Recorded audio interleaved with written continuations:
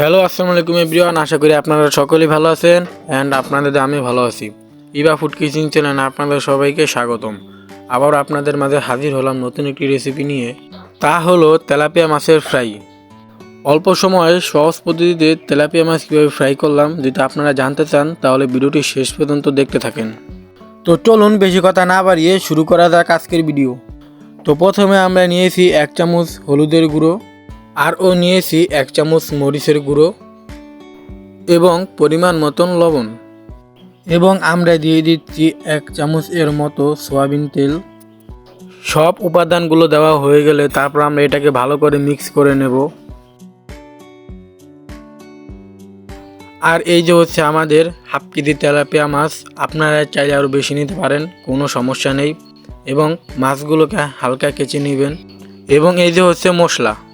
এখন মশলা দিয়ে মাছটাকে ভালো করে মাখিয়ে নেব।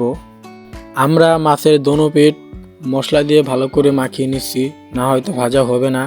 আপনারা দোনো পিঠ মশলা ভালো করে মাখিয়ে নেবেন।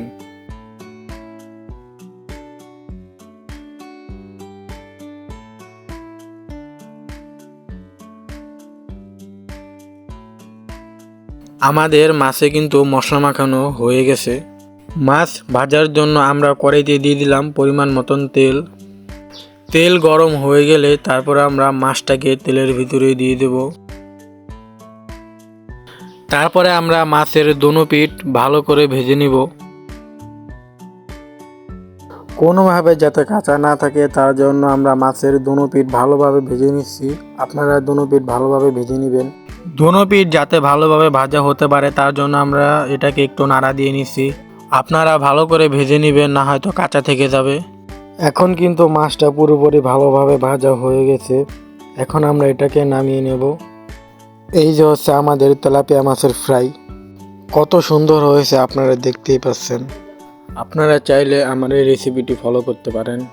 তো আজকের ভিডিওটা এই পর্যন্তই। যারা ভিডিওটি শেষ পর্যন্ত দেখছেন তারা এই ভিডিওটিতে একটি লাইক করে দেন, এবং যারা চ্যানেলে নতুন তারা চ্যানেলটি সাবস্ক্রাইব করে পাশে থাকা বেল আইকনটি অন করে দেন, যাতে আমার নতুন ভিডিও আপনার কাছে পৌঁছাতে পারে।